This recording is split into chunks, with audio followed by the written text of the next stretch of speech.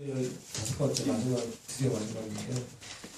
13장에서 계속 지금 못 끝내고 있습니다. 지난주에 이어서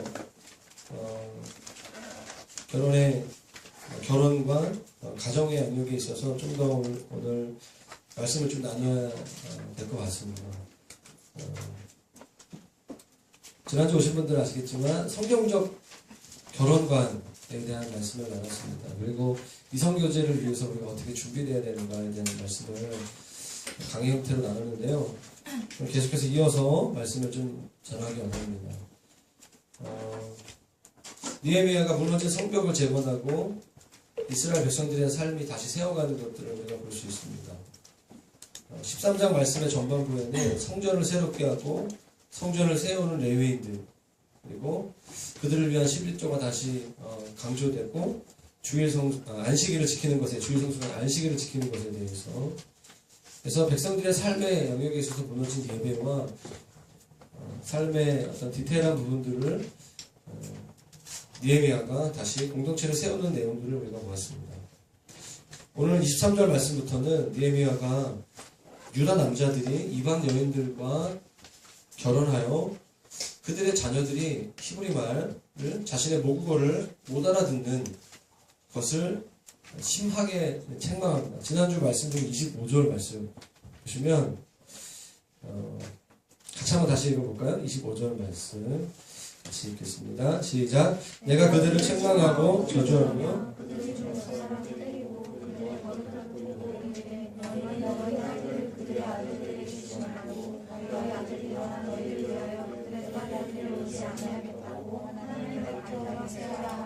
네, 느헤미야가 그 소위 말하는 공동체에 있는 사람들과 결혼하지 않았다고 해서 머리털을 뽑는 거죠. 그리고 때린 거예요. 영적 지도자가 오늘날 이런 행동을 하면 SNS에 올라 그 교회가 담임 목사님이 막 때려 불신자랑 결혼한다고 막 머리털 밀고 그러면 난리 나는 거죠. 그런 이상한 종교가 어딨냐, 이단 집단이 어딨냐. 느헤미야가 약간 그런 형태의 모습을 보인 거예요. 세 번역으로 보니까 이렇게 얘기하고 있어요.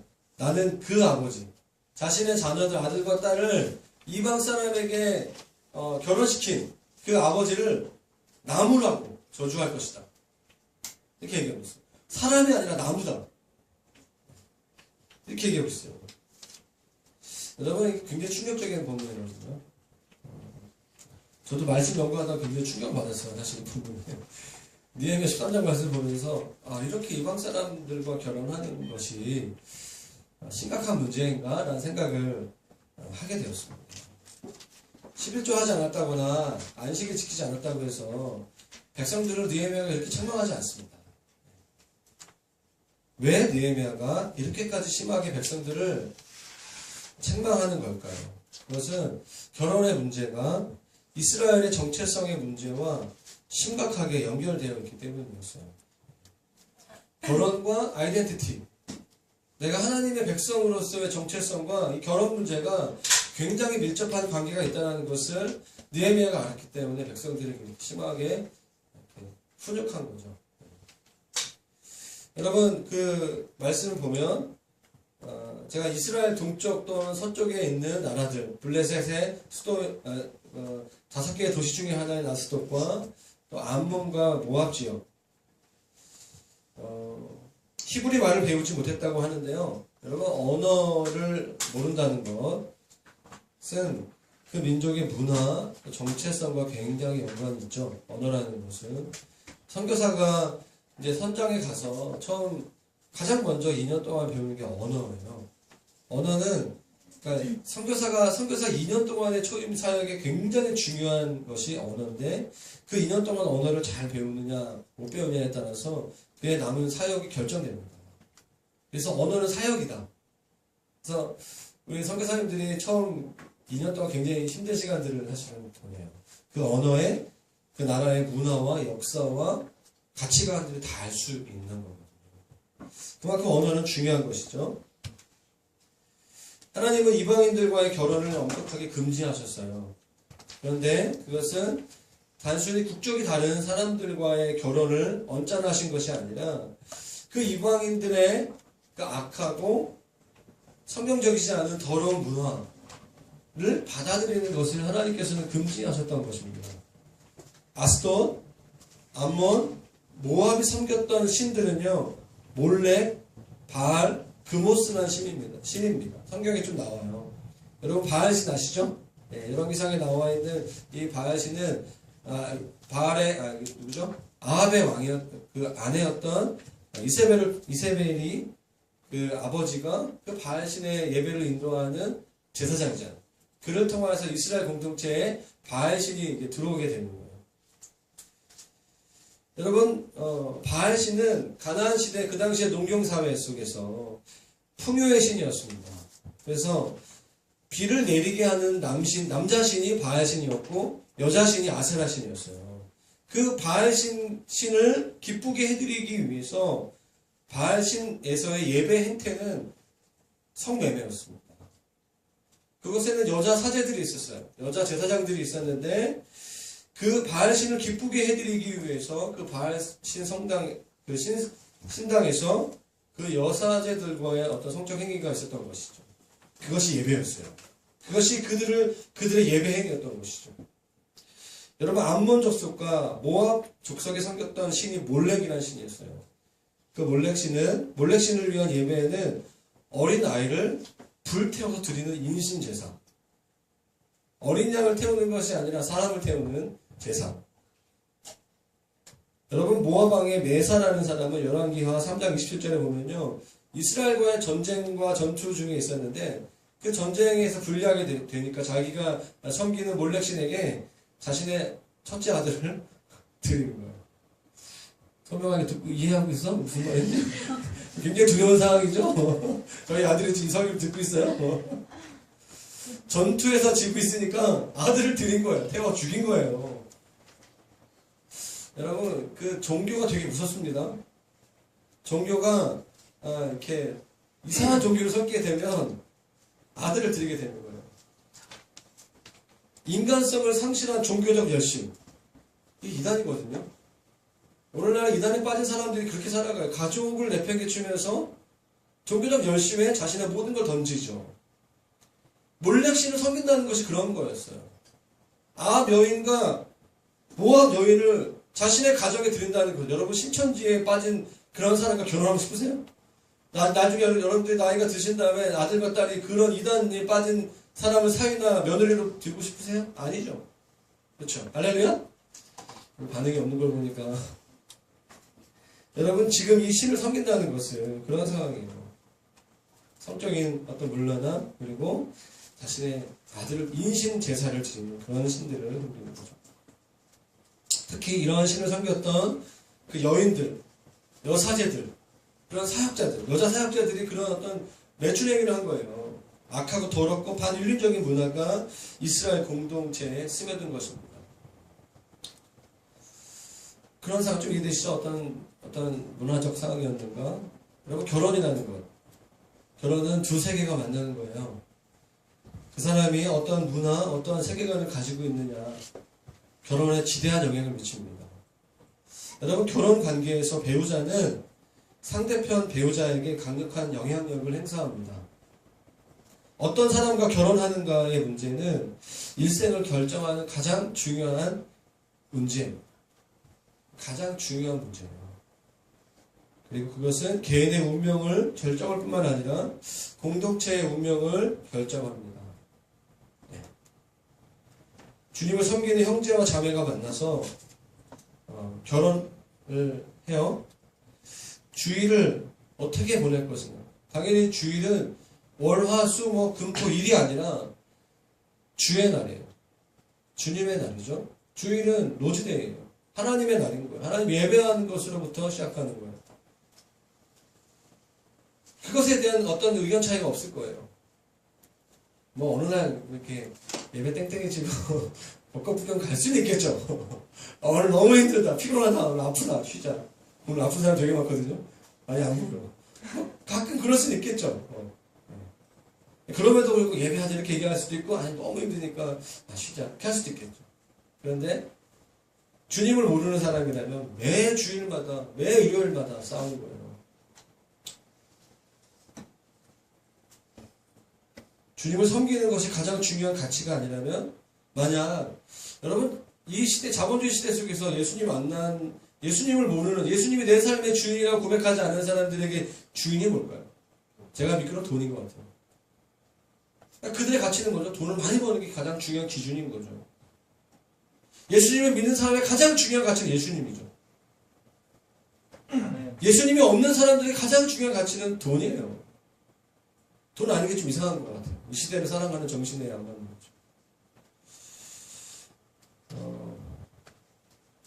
만약 돈을 버는 것이 배우자의 인생의 가장 중요한 가치라면 주의를 보내는 것, 갈등과 긴장이 반드시 있을 것입니다. 그 배우자는 주일에도 돈을 벌러 나갈 거예요. 예수를 믿지 않는 배우자라면 여름 휴가 대신 여름 수련회 가자는 말도 꺼내기 어려울 거예요. 수련회 가자는 말하기 어려울 거예요. 해외여행 가는 걸 선택할 것입니다. 하나님의 백성이었던 이스라엘 공동체는 한 분이신 하나님을 섬기는 민족의 예표였어요. 하나님의 백성들이었어요. 이스라엘 백성들. 오늘날 이스라엘 백성들을 뭐라고 얘기하죠? 그리스도인이라고. 그리스도를 따라가는 사람이에요. 우리의 주인은 예수 그리스도이시죠. 하나님의 택하심을 받은 백성들.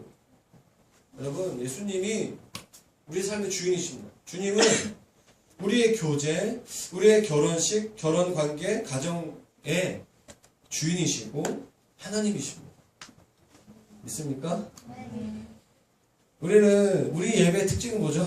저는 교회의 열매가 많은 사람들이 모인 대형교회라고 생각하지 않아요. 교회의 열매는 얼마나 많은 사람들을 파송했는가. 이 세상으로 그리스도인으로, 그리스도의 대사로 파송했는가. 파송의 능력이 있는 교회가 선교하는 교회라고 저는 생각해요. 그것이 교회의 본질이라고 생각합니다. 물론 많은 사람들이 오면 좋겠죠? 근데 그것이 우리의 열매가 아니라는 거예요. 우리의 열매는 예배를 통해서 회복하고 얼마나 월요일부터 우리의 일상에서의 세상에서의 삶의 그 자리 가운데 하나님의 백성으로 삶을 살아가는 것. 믿습니까? 아멘? 그게 선교적 교회예요.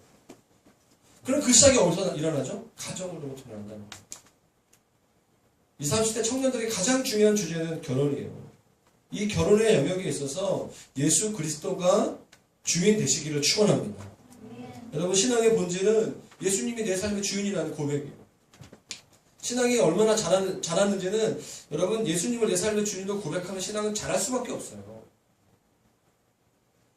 여러분, 모태신앙, 또 어렸을 때부터 자신의 의지와 상관없이 교회에 등록되어져 있는 성도들, 제가 그랬거든요. 7살 때부터 나는 그냥 교회에 소속된 하나의 유치원생이었어. 초등부, 유치부, 유년부, 초등부, 중등부, 고등부. 교회를 10년 넘는 기간 동안 다녔어요. 주일마다. 물론 용돈을 안 주셨기 때문에 교회를 나가야 됐긴 했는데, 저의 의지와 상관없이 저는 그냥 그리스도인이었어요. 저는 제가 원하는 대학에 가지 못했고, 내가 원하는 하나님에 대한 어떤 이미지가 깨질 때, 하나님 잘 믿으면 좋은 대학 간다며, 하나님 잘 믿으면 내 삶에 선하게 일하신다며, 제 삶에 저는 열심히 살았는데, 열심히 공부했는데, 제가 원하는 대학에 가지 못할 때, 하나님이 잘 이해가 안 됐고, 납득이 잘 안 됐어요. 그래서 하나님이 마치 없는 것처럼, 하나님이 없어도 난 잘 살 수 있다면 하나님이 없는 거지. 그거를 증명하기 위해서 5년 동안 열심히 살다가, 그런 게 아니었구나. 깨갱하고, 주님 필요합니다. 주님을 믿기로 결정했고, 그 뒤로는 제가 주님을 배신한 적이 한 번도 없어요. 제가 25살 때 돌아온 예수님은 제 삶의 주인이셨어요. 제 삶의 모든 영역을 간섭하는 그 분이셨어요. 그분께 제 삶을 드리기로 결정했습니다. 누가 저한테 교회 나가라, 예수님 믿어라 하지 않았고, 제가 하나님 앞에, 말씀 앞에, 성령님 앞에 제 삶을 드리기로 결정했습니다. 너무 좋아요. 여러분, 예수 그리스도를 인격적으로 만나지 않으면 헌신하라는 말이 굉장히 부담스러워요. 아직 예수 그리스도의 십자가가 나한테 그렇게 좋은 게 아니에요. 그렇죠? 전도를 왜 어려워할까요? 예수님이 나한테 아직 좋은 게 아니에요. 예수님이 내 삶 가운데 누가 나한테 말을 걸어도 예수님이 나의 삶 가운데 가장 소중하고 사랑하는 분이라면 여러분, 내가 사랑하는 가족들, 친구들, 아는 사람들한테 예수님, 교회 나오라는 것이 아니라 예수님을 전하겠죠. 내가 가장 소중하게 생각하는 사람들이 내가 알고 있는 예수님의 사랑을 잘 몰라요. 그러면 그분을 전하는 게 당연한 거죠. 둘 중에 하나죠. 그들을 내가 사랑하지 않는다거나 아니면 내가 예수님을 잘 모른다거나 인격적으로 잘 모른다는 거죠. 사랑하지 않는다는 증거예요. 그건 전도의 프로그램과 전도 행사를 얘기하는 것이 절대 아니에요. 전도의 체질이에요. 전도의 스피릿이 없다는 거죠. 주님을 전하고자 하는 마음이 없다는 거, 이거 회개하셔야 돼요. 회개하기 싫으신 분들은 내가 정말 주님을 사랑하는 사람 맞는가? 내가 왜 교회를 다니는가? 내가 왜 예수님을 믿는가? 라는 것에 대해서 한번 생각해 보세요. 한 주간 동안. 여러분, 성경을 보면요. 우리나라 성경에 번역된 성경은 주님, 주라는 표현이 있습니다. 한 가지 의미예요. 영어 성경을 보면 두 가지 의미로 이렇게 기록되어 있어요. 하나는 Savior, 구세주, 구원자라는 의미. 죄로부터 구원한다는 의미죠. 그 의미는 10%밖에 안 돼요. 또 다른 의미는 로드예요. 로드, 왕, 킹. 예수님을 주인이나 고백했을 때 90% 이상은 사실은 그분은 우리의 왕이세요. 그분은 우리의 전부이세요. 예수님은 우리의 그런 분이세요. 하나님은 우리를 창조하셨습니다. 고린도전서 6장 19절에 보면 이런 말씀이 있어요. 피값으로 내가 너희를 샀다. 코스트를 지불한 거예요. 예수를 믿는다는 것은 예수님을 내 삶의 주님이라 고백한다는 것은 주님이 나의 모든 죄에 대한 값을 지불하셨다는 것을 믿는 거예요. 나는 죄인이지만 하나님께 나를 의롭게 만드셨다는 것을 내가 동의하는 거죠. 아멘? 아멘이네. 할렐루야, 아멘 해야 되는 급하니까 할렐루야. 할렐루야? 감사합니다. 예. 너무 긴장해가지고.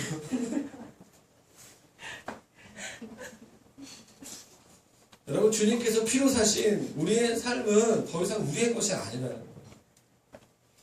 예수를 믿을 때 정말 제대로 믿으셔야 돼요.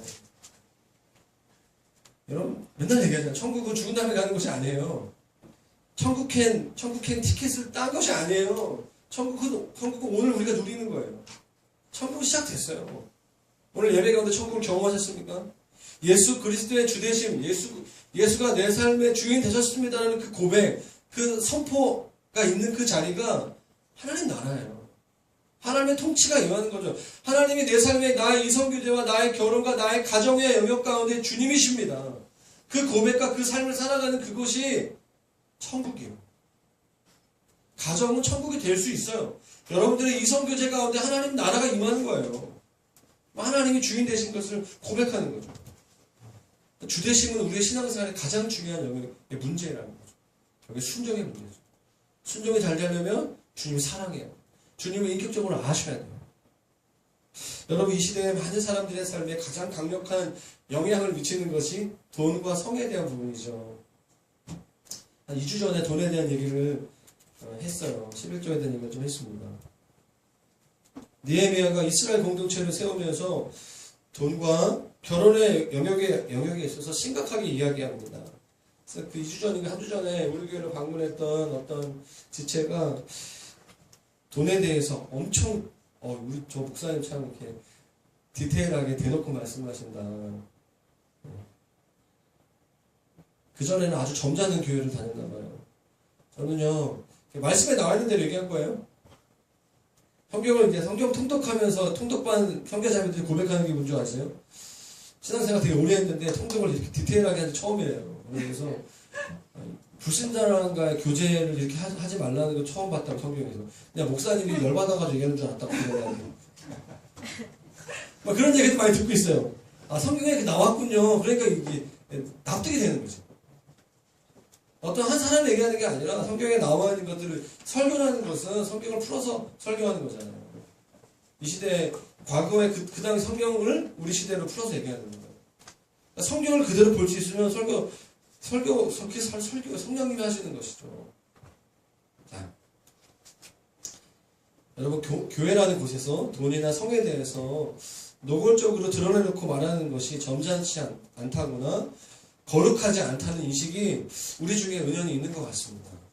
사실 돈과 성은 교회 안에서 가장 많이 드러내놓고 말해야 하는 주제입니다. 여러분, 거룩의 원어적 의미는 구별된다는 뜻이에요. 구별.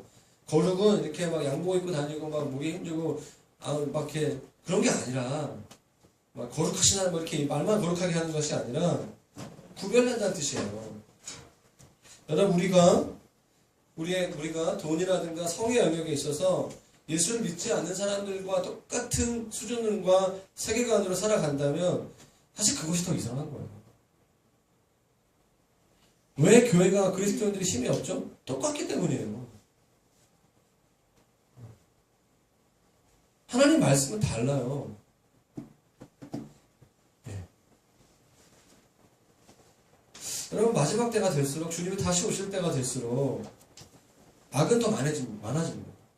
절대로 이 세상은 좋아지지 않아요. 성경에 나와 있는 원리는 그거예요. 이 세상은 더 디모데후서 말씀도 그렇고 사랑이 식어질 것이고 더 이기적이 될 것이고 더 살만한 세상이 되지 못할 거라는 거예요.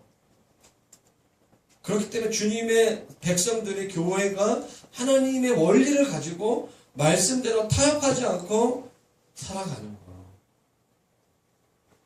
그것이 거룩의 능력이라는 거예요. 그게 하나님 나라의 백성들의 승리는 고난이 없지 않다는 거예요. 그렇기 때문에 십자가를 붙잡아야 된다는 거죠. 교회는 돈과 성에 대한 태도와 가치관이 성경적이 되도록 더 드러내놓고 더 말할 수밖에 없는 것입니다. 특별히 성에 대한 부분 제가 오늘 좀 구체적으로 얘기할 건데, 동네 형아들한테 배우면 안 돼요. 은밀하게 혼자 인터넷에서 배우면 안 됩니다. 매우 위험합니다. 돈과 성, 교제와 결혼은 다 연결되어 있는 주제인데 이 부분에 있어서는 주님의 인도하심과 다스리심을 받지 못하고 결국 주님을 따르는 것에서 실패하게 돼요. 그러니까 교회에서 예배는 찬양팀은 막 되게 거룩하게 하는데 성에 대한, 돈에 대한 부분도 이상한 데서 배우는 거예요. 이게 빛으로 나와야 돼요. 조만간 형제 모임을 좀 하려고 하는데 거룩한 형제들의 모임, 고기 먹으면서 이제 운동하면서 좀 하려고 하는데 좀 일단 축구로 힘을 다 뺀 다음에 고기 먹으면서 밤에 얘기하는 거죠. 아름다운 모임. 결혼을 앞두고 있는 여러분, 결혼을 잘 하셔야 돼요. 결혼을 잘하는 유일한 방법은, 첫 번째 방법은, 가을님이 좀 심하겠다 하면 꺼주시면 좋을 것 같아요. 딱 해주시면. 유일한 첫 번째 방법은 하나님의 인도하심을 받는 거예요. 여러분, 보니까 진로는 되게 인도하심 받고 되게 주님의 뜻이 뭘까 하는데 결혼 문제에 대해서는 지가 원하는 대로 해. 지 눈에 원하는 대로. 내가 끌리는가? 내 스타일인가 아닌가가 아니라 저를 따라해 보시겠습니까? 주님이 기뻐하시는가? 이 자매를, 이 형제를 정말 주님이 기뻐하시는가? 물으셔야 돼요, 주님께.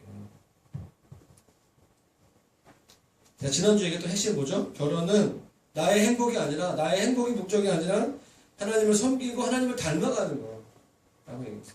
그리스도를 닮아가는 거. 장성한 분량에 이르는 성화의 통로가 결혼이에요, 사실. 결혼은 거룩한 것입니다. 다른 부분에서는 굉장히 신실한데 유독 이 부분에 있어서는 주님의 인도하심을 받지 못한 형제자매들이 있는 것 같아요. 여러분, 주님을 따르기로 결정한 한 자매가 주님이 인생의 주인이 아닌 형제를 만약에 만난다면, 그가 혹시 가끔 교회를 다닌다고 할지라도 그의 인생은 여전히 주님이 주인이 아닌 거죠. 그 자매는 그 형제와의 결혼으로 인하여서 주님과 멀어지게 될 거예요.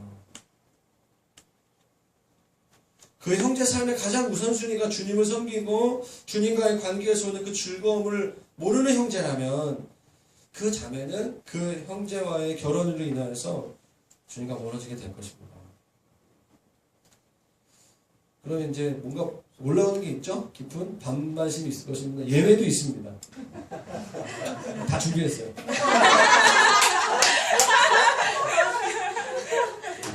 100명 중에 한 명은 예외가 있어요. 뭐 100명 중에 10명일 수도 있겠죠. 그건 중요하지 않아요.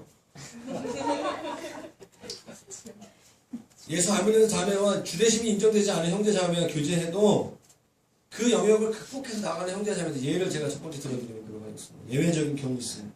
상대방이 가지고 있는 비진리의 어둠을 넘어설 수 있는 강력한 진리와 빛이 있는 사람. 주님이 주시는 빛이 충만해. 얼굴이 달라. 그래서 그 형제나 자매를 사랑하는 것보다 주님을 더 사랑해. 그래서 이게 어떤 거죠? 주님이 언제든 내려놓으라고 하면 내려놓을 수 있어. 말만이 아니라 진짜 내려놔. 그래서 예수 안 믿는 형제 자매가 보는데 야 얘는 진짜 주님 사랑하는구나. 얘는 주님 말씀하신다. 그냥 한 번에 그냥 할 수 있는 그 정도의 신앙이 있는 형제 자매가 내가 잘해야 되겠다. 막 이런 생각이 드는 거죠. 막 두려워하기 시작하는 거죠. 가슴이 아프지만 여전히 인간적으로는 그렇지만 정서적으로 그럴 수 있지만 내려놓을 수 있는 거예요. 주님이 이 관계를 내려놓으라고 하시면 내려놓을 수 있는 사람, 그 음성을 들을 수 있는 사람, 그러면 그 상대편을 주님께로 인도할 수 있어요. 제가 봤어요.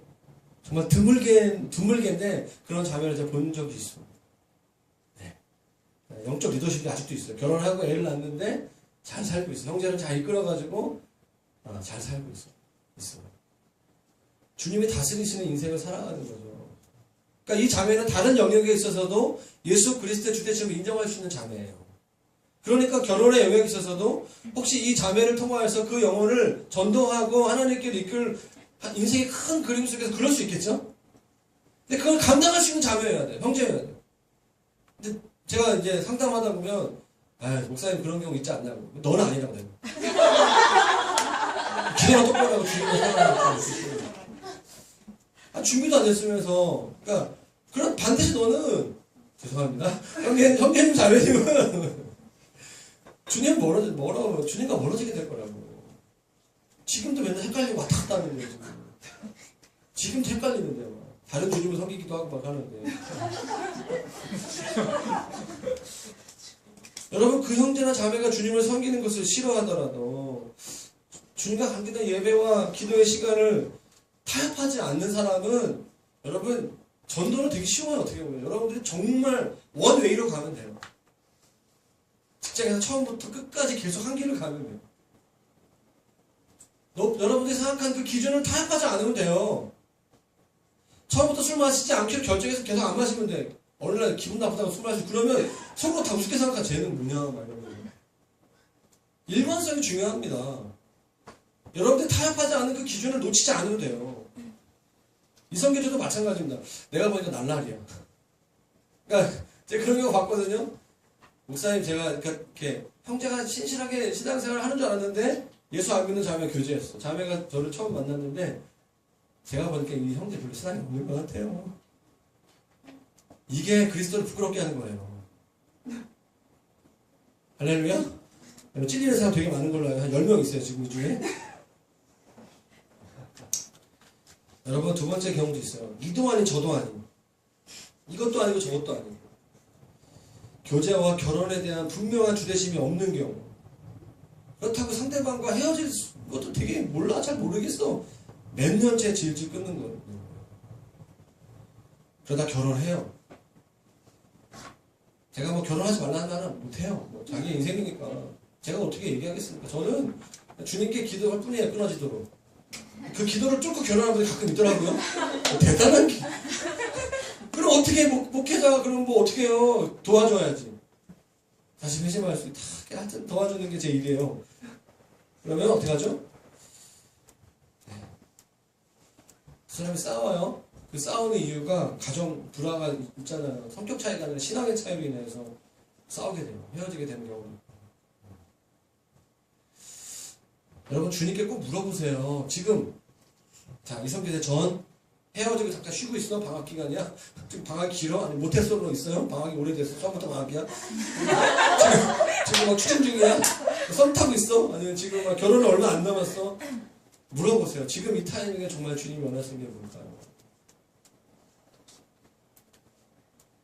주님 이 형제 자매를 만나는 거 어떻게 생각하십니까? 주님 우리의 관계를 어떻게 보십니까? 정말 주님이 기뻐하시는 관계 맞습니까? 계속 물어야 돼요. 주님.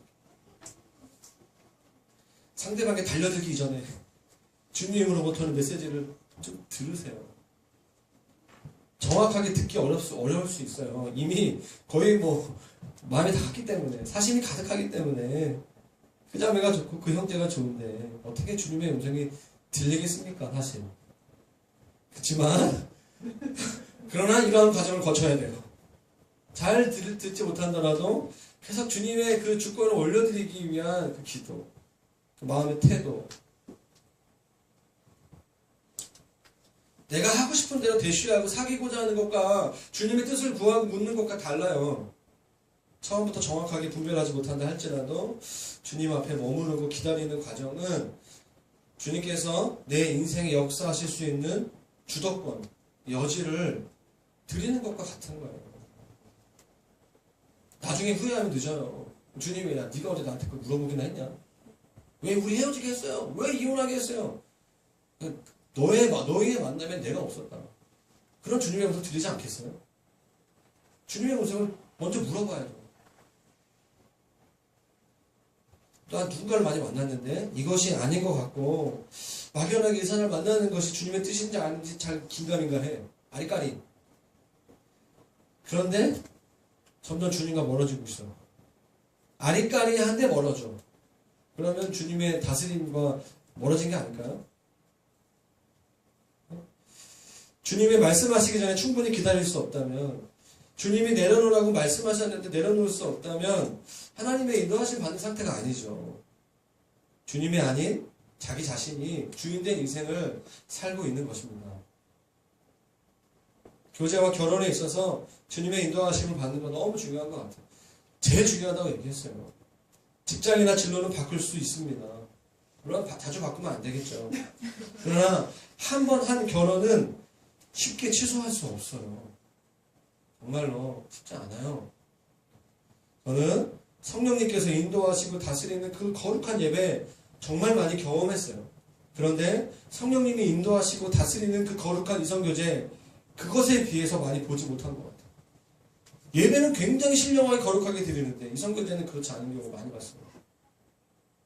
만나는 과정, 만나는 시기, 스킨십의 정도, 결혼의 시기, 방식은 모두 성령님께서 개입하시고 인도하셔야 됩니다. 동의하시죠? 네. 어떻게 보면 되게 어려워요. 어떻게 보면 되게 쉬워요. 주님께 완전히 여러분 자신이 사로잡히셔야 돼요. 여러분들의 부모님, 여러분들의 친구, 사회의 통념이 여러분들을 이끌어가는 게 아니라고 좀 말씀드리고 싶어요. 주님이 우리의 모든 것입니다. 주님 우리 왕이세요. 우리를 구원하셨고 우리가 함께하기 원하십니다. 그래서 오늘 세 가지를 구체적으로 얘기하겠습니다. 첫 번째 스킨십. 어디까지 얘기할까 굉장히 일주일 동안 고민 많이 했는데 전통적인 입장을 얘기하겠습니다. 굉장히 보수적인 사람이에요 제가. 자유로운 영혼 같이 제가 이성교제에서는 굉장히 보수적이라 30년 동안 교제 못했는데 굉장히 보수적인 그냥 못해서 그렇습니다. 저희 아내가 첫사랑이었어요. 제가 30살 때 25살 때 인격적으로 주님을 만났고 30살 때 인격적인 이성교제를 처음 시작하게 되었어요.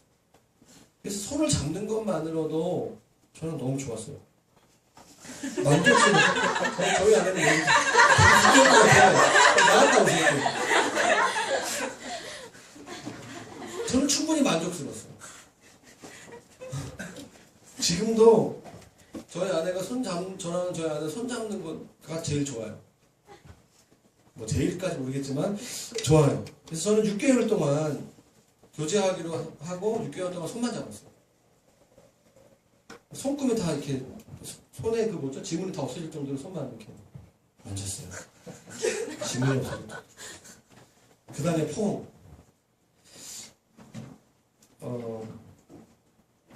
허그. 자매들에게 참 정서적으로 좋습니다. 자매들은 보통 호응 중독자들인 것 같아요. 안정감을 줘요. 자매들 형제들이 안아주면 안정감을 찾습니다. 백허그에 대한 로망이 되게 많거든요. 설거지하는 남자는 백허그 하는 거. 벌써 끝나! 연락 없어요. 정말 끝나! 형제들 어떤 줄 아세요? 지금 안 웃고 있어, 형제들은. 자매들이 안 하면 어떤 줄 아세요? 흥분돼.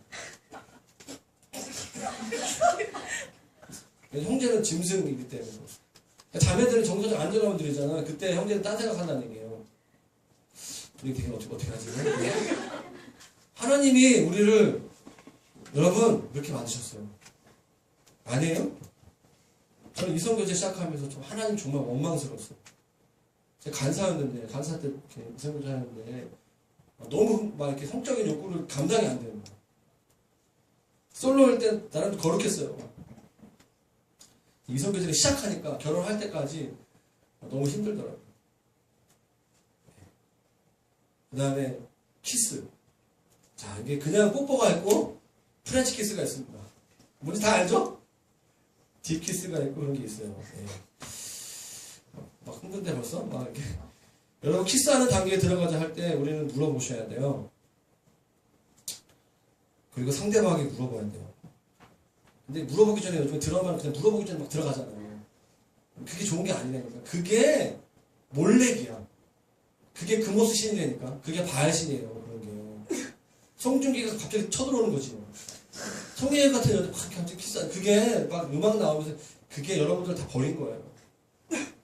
여러분들 눈과 귀가 막 그거를 다 버린 거예요. 오염되어 있어요. 우리는 다. 멋있는 게 아닙니다. 키스는요. 할 때 질문하셔야 돼요. 우리의 관계가 인격적인 관계입니다.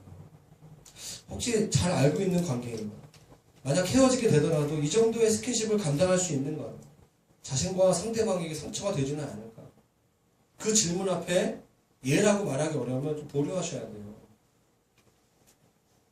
인격적인 관계가 깊어지고 그리고 키스까지 스킨십이 진행되어야 하는 해도 된다는 단계가 되었다고 여겨진다면 키스하세요.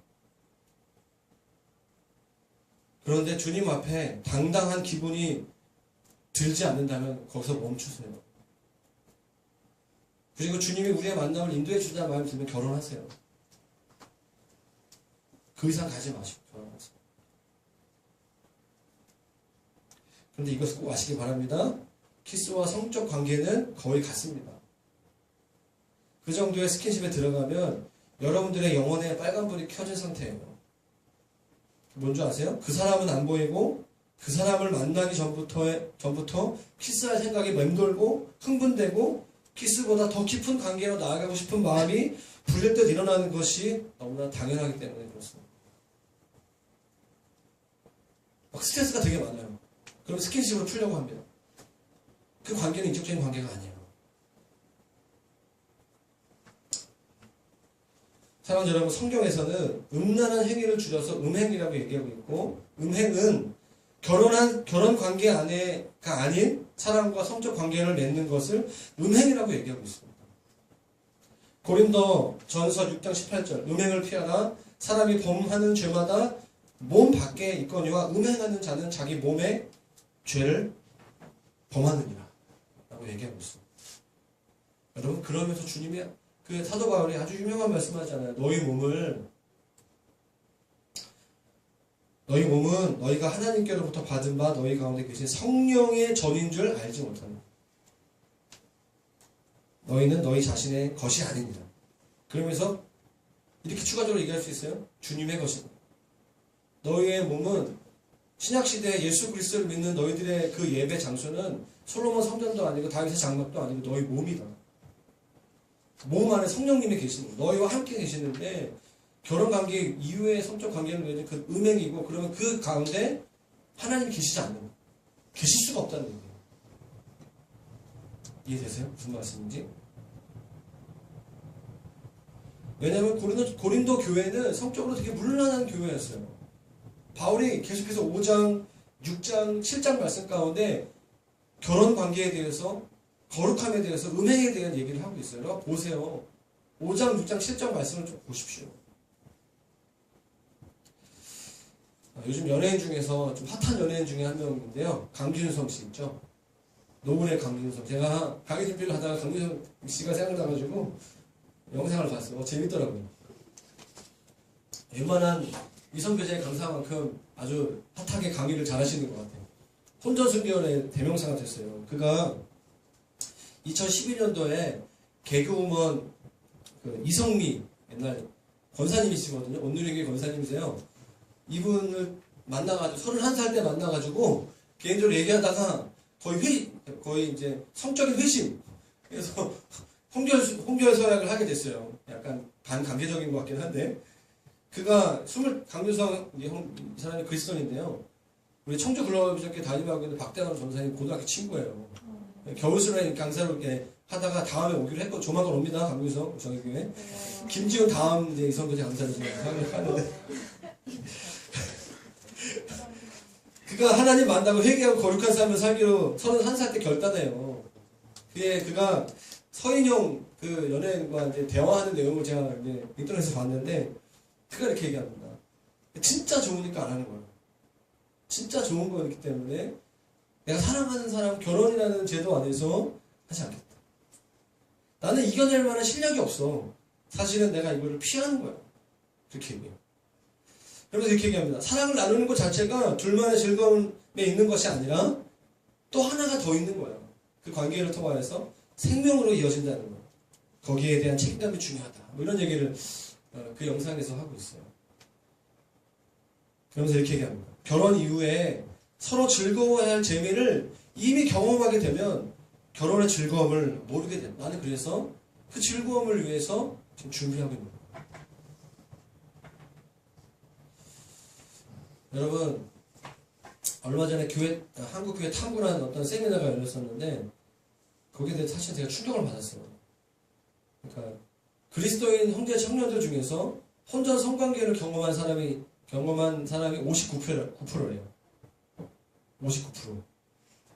그게 그 데이터를 믿을 수 있는 건 잘 모르겠는데 만약 그거 사실이라면 아마 사실이겠죠. 1000명 무작위로 이렇게 검증된 통계를 내는 단체를 통해서 했겠죠. 2명 중에 1명은 이미 결혼 전에 혼전 성관계를 한다는 거죠. 그거는 예수 안 믿는 청년들과 퍼센트가 똑같다는 거예요.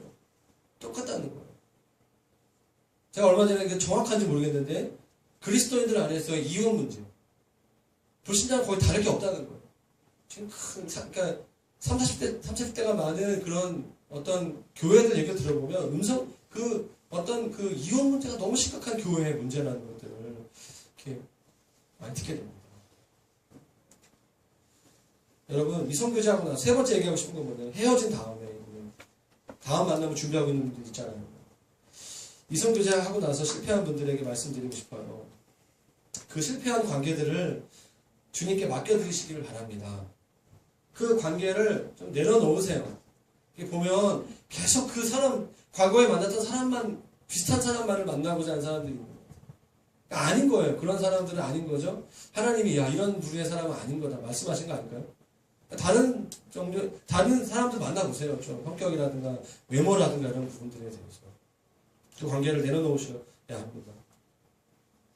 나나 그 상대방이나 그 관계에서 상처를 하나님께서 좀 치료해 주시고 혹시 하나님 앞에 잘못한 것이 있다면 회개하는 시간을 가지시길 바라요. 그리고 교제했던 사람과 정서적인 어떤 연결고리들을 예수 그리스도의 이름으로 끊는 거예요.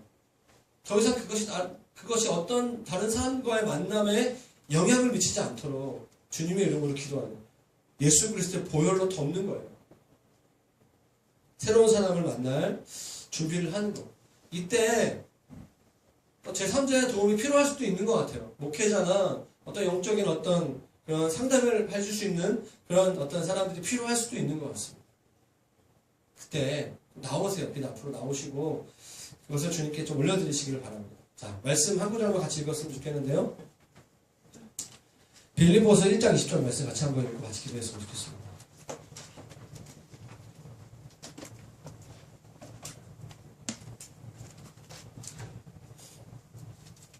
빌립보서 1장 20절 말씀 읽겠습니다. 시작. 나의 간절한 기대와 소망을 따라 아무 일에든지 부끄러워하지 아니하고 지금도 전과 같이 온전히 담대하여 살든지 죽든지 내 몸에서 그리스도가 존귀하게 되게 하려 하나니. 아멘. 내 몸에서 그리스도가 존귀케 되는 것. 내 삶 가운데 가장 첫 번째 소망은 예수님이 영광을 받으시는 거예요. 여러분 그 열정을 여러분들 회복되시기를 바랍니다. 나의 이성교제, 나의 결혼, 나의 가정에 예수님이 존귀케 되는 거예요. 내가 결혼을 빨리 하건 늦게 하건 이성교제를 지금 하건 못하건 나의 첫 번째 소망은 나의 삶 전 영역 가운데 예수님이 존귀케 되는 것입니다. 오늘 저와 여러분 가운데 우리의 삶을 통해서 예수님이 높임을 받으시는 거예요. 결혼의 목적이 나 자신의 행복이 아니라 우리가 주님의 뜻을 따라 살다 보니까 결혼하게 되고 결혼을 하면서 아이들 낳고 하나님이 원하시는 삶을 살아가는 그것이 우리의 삶의 첫 번째가 되는 거예요. 그러면 결혼도 행복해지거든요. 우리의 눈과 우리의 어떤 관점과 우리의 세계관이 하나님이 우리를 좀 다스릴 수 있도록 같이 시간 좀 기도했으면 좋겠습니다. 같이 시간 기도할 때 성령이 오늘 우리를 이끌어 주시고 이 말씀이 이 강의가 나를 좀 이끌어가는 그런 강의 되기를 원합니다. 내 눈과 내 삶을 좀 주님 받으시옵소서.